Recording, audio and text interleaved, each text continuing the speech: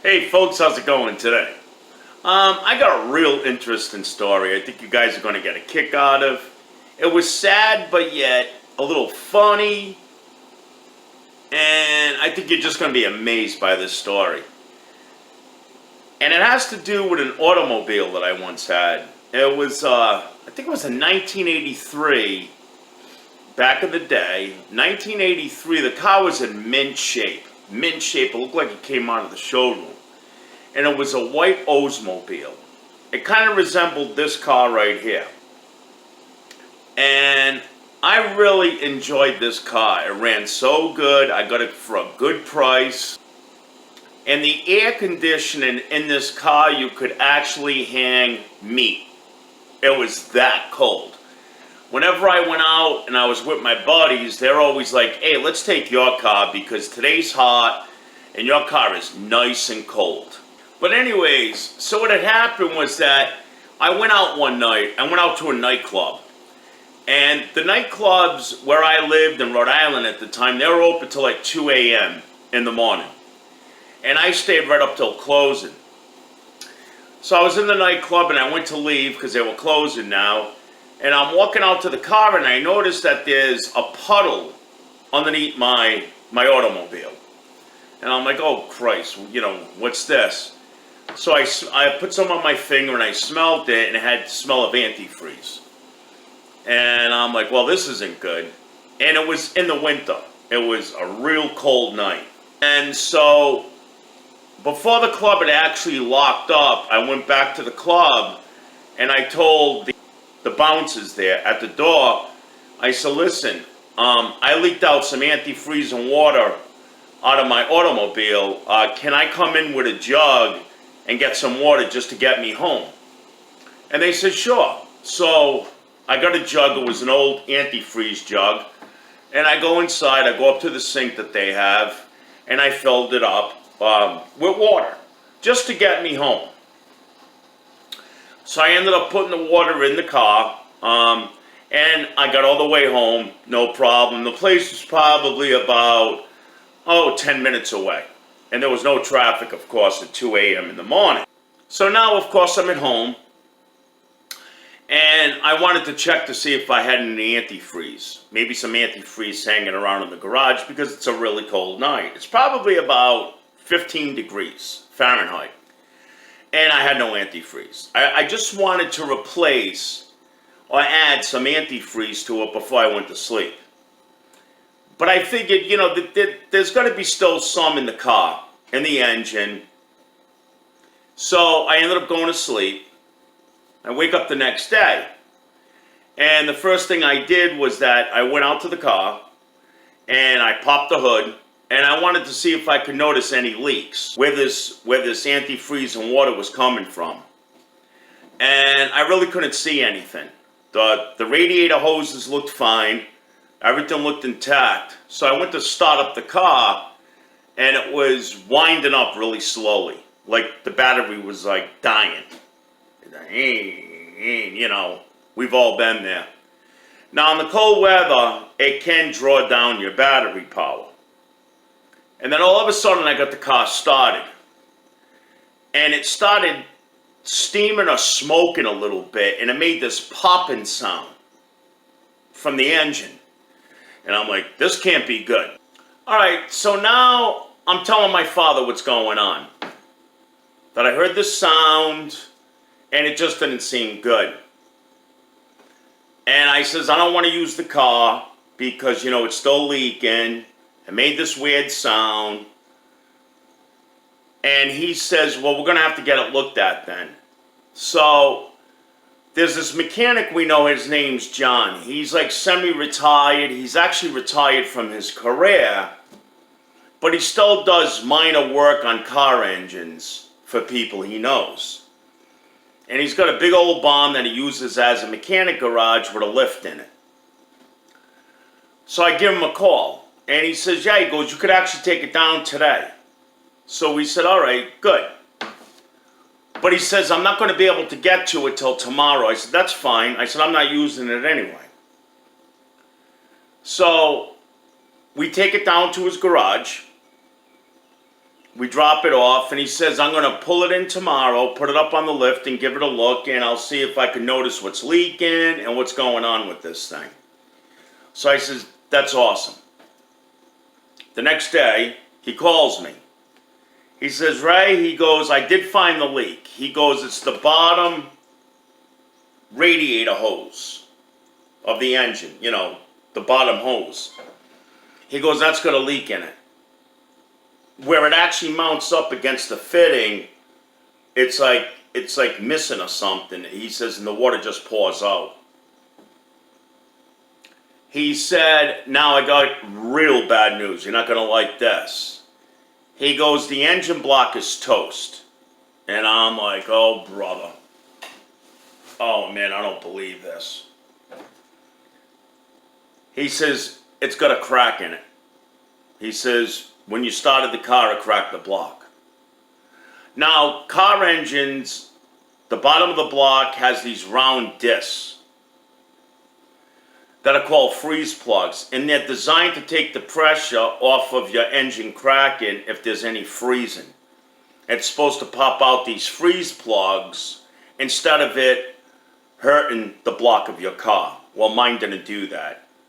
My freeze plug was in perfect tact, it was in perfect shape, and about this far away from it was the crack in the engine block, he said. So I'm thinking to myself, this is just getting worse and worse here. So a little bit of time went by, and I was talking to my brother on the phone. Now, my brother is a welder, fabricator, professionally. He actually works for Electric Boat, where they build nuclear submarines for the federal government. So he really knows his stuff. And he's also got his own shop at his house that he could do work out of. And he's got a big old 6-wheeler truck with a big welding rig mounted on the back of this truck. And he lives about 45 minutes away. He goes, if you give me a little bit of time, I'll take a skip down there and we'll give it a look. He goes, because I actually can weld engine blocks now. They came out with these welding rods that are designed for cast metal or cast iron. He says, so I might be able to weld this for you and you'll be all set. And I says, oh, that's awesome. So he comes down. John still has the car up on the lift, and my brother's looking at it with a light and all that. And he goes, I can't do this right. And I says, why? He says, because the engine, he goes, where the crack is, I can't get at it with my power tools. I need to get in there with a grinder. I need to clean all that metal, make it nice.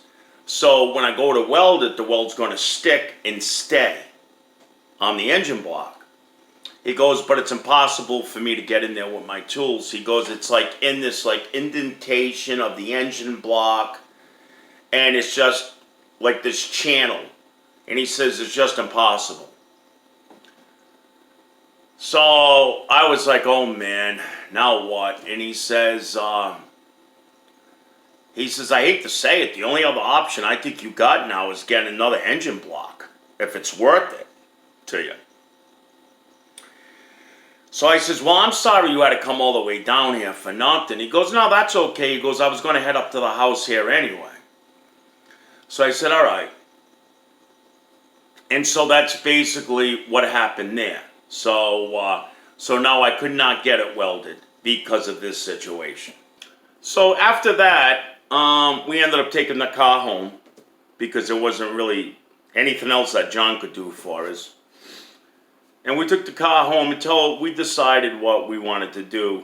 I was still living with my dad at the time because I was only like in my low to mid 20s.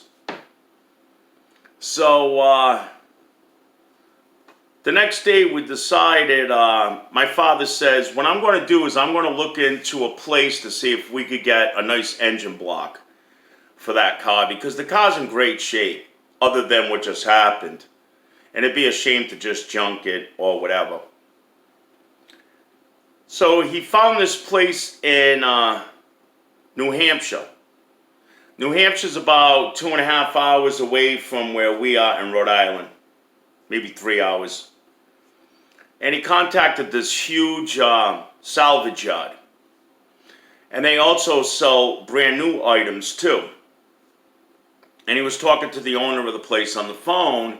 He was telling him the situation, and the owner says, as a matter of fact, I got a couple of those blocks here right now, wrapped in plastic. They're brand new.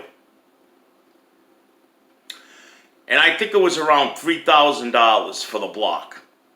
And it had a 1-year warranty. So my father said, okay, good. He goes, let me think about it. I'm going to talk it over with my son, and we'll call you back and let you know. So the guy says, okay, fine. So me and my father talked it over, and we says, okay. Now my father says, I'm gonna buy this for you. So I was like, wow, Dad, thanks. I really appreciate that. He says, yeah, not a problem. He says, but now we have to locate somebody who's going to actually do the engine work. So we located an actual garage, a guy who does it full time. He's got a couple of guys working for him. And he told us that he does a lot of engine swaps and things like that. So I'm like, okay, perfect. So we give him a call. We told him the situation, and he says, yeah, he goes, you could take it down today. He goes, and, just leave it on the side of my building. There's like a little side street there. He's got a small garage, and the parking lot's small, and he's already has a couple of cars there that he's working on. And he says, then come in the office and we'll discuss it. I said, okay, beautiful. So we park the car, I go in the office, and we're talking. And I says, we located a place in New Hampshire that has this block brand new. And the guy says, oh yeah, I know that place. He goes, they do, that's a huge salvage yard. And I says, yeah. He says, yeah. He goes, but I'll be able to do the work for you once we get this engine block. I could do the swap for you. And I said, okay, beautiful. So now we leave the car there, and we call back the salvage yard, and we let them know what's going on. We said, yeah, you could take down that engine block, whatever's convenient for you. The guy says we could send it on down tomorrow on a flatbed, and we're like, okay, great. So anyways, about 2 days went by now. There wasn't much going on during these 2 days. So the guy says, yeah, he goes, we could take it down not tomorrow, but the day after. So I said, okay. So then I contacted the mechanic, and I told him what was going on. He's like, okay, hokey doke. He goes, looking forward to it. So the next day, not much is going on. And then my father contacts the salvage yard the day after. He makes plans with the guy, approximately the time he's going to show up at the mechanic's garage with the engine block and all that. And now I'm getting pretty excited. I'm like, okay, this car's finally going to get fixed. So we called back the mechanic. And I'm talking to him, and I said, I forgot his name. And I said, okay, the engine block's coming down tomorrow to your place. And the guy says, Ray, he goes, we don't have your car. I said, what? He says, we don't have your car. He goes, I thought you came and picked it up or something. I says, no, I didn't pick it up. He said, well, it's not here. So I'm like, then what happened to it? He goes, I don't know. He goes, maybe it got stolen. Because the car still had a little life in it, as long as there was some water in the radiator. So now it's Christmas Day. And my friend John gives me a call. And he says, Ray, he goes, I don't mean to bother you on Christmas, he goes, but I got something really important I want to tell you. And I said, what's that? He goes, I'm not sure, he goes, but it looked like your car. I thought I saw your car last night. He was coming back from the same club that this all started at, that I told you guys about. And he says, I'm coming back on 95, Route 95, which anybody who knows the East Coast, Route 95 is the highway. It goes north and south. And there's a section there in Rhode Island called the Thurbers Avenue Bend or Curve. He says, and your car's sitting there in the northbound lane. He goes, but here's something else. He goes, the back end of your car is totaled. It's all smashed in. And I'm like, you gotta be kidding me. This poor car, what this car has been through. They could make a movie after this thing, right? So he says, yeah, he goes, if I was you, I would definitely look into it because I'm pretty sure it's your car. So I said, okay, John, thanks a lot. I'll let you know how the outcome is. So we hung up. And I called up the Providence Police Department because this was in Providence. Now we know even on Christmas, police departments are always open. So I give them a call and I asked them, I says, listen, I says, I'm trying to locate my automobile. We think it got stolen. With the officer on the phone, I gave him the details. And he says, as a matter of fact, he goes, we got your car in our impound yard. I said, really? He says, yes. He goes, it's in our impound yard.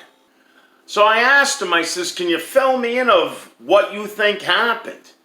So he says, well, from what you just told me, he goes, obviously what had happened was somebody had stolen the car from your mechanic. Then they got as far as they could. The mechanic was probably about 2 miles away from the area that the car was at when they found it. He said they got as far as they could with your car. Somehow it must have was getting ready to break down, so they pulled over in the breakdown lane and took off. There's a lot of chop shops in that area, so there's a lot of car theft. And then he said one of our officers was coming up 95, heading in that direction, and he noticed 2 cars in the breakdown lane. So what had happened was there was a car. He approached the car and the person was still inside of it, and the guy was totally drunk. He was annihilated. He was probably coming from a party on Christmas Eve. Was so drunk and he smashes into my car. And I'm like, oh man, I don't believe this stuff, right? The officer says, I think that that's what happened. And I says, it makes a lot of sense to me.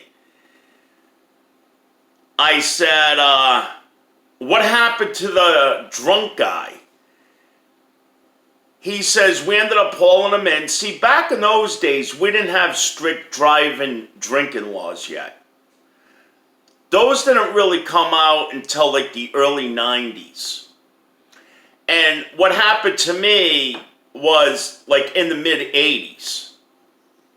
So, they wouldn't take your license usually or anything like that. But he did, so I don't know how it ended up. That part of it's kind of foggy, because after all, it's been like 35, almost 40 years ago. So basically, I said to I asked the officer, I says, where do we stand now? He says, well, there is fees for us having the car in our impound yard. He goes, but what we do a lot of times in a case like this is you could come down, he knows, I know today's Christmas, you could come down tomorrow if you want to. We got some papers for you to sign, and we could just call it even. He goes, so in other words, the car's going to be worth something pot-wise. So we're gonna junk it, and the junkyard will give us whatever they think it's worth, and we'll use that to cover any fees that you have and things like that. And I said, how about the person that hit the car, the drunk guy? You know, he says it's kind of a weird situation. He goes, you may have to get a lawyer on this because it also involved a theft. But the guy driving the car should be liable as far as insurances go and paying for my car, you know, and things like that. So I don't really have the details about that part, but the main part of this is to let you know, guys, don't ever run your car in the cold weather without antifreeze. You want to use antifreeze all the time in your car, even if you're in the desert. Because what it does is that it lubricates the inside of your engine. If you're just running water, it could rust up. So you always want to keep it lubricated with antifreeze. So I hope you guys found this story interesting, and I will catch you the next time.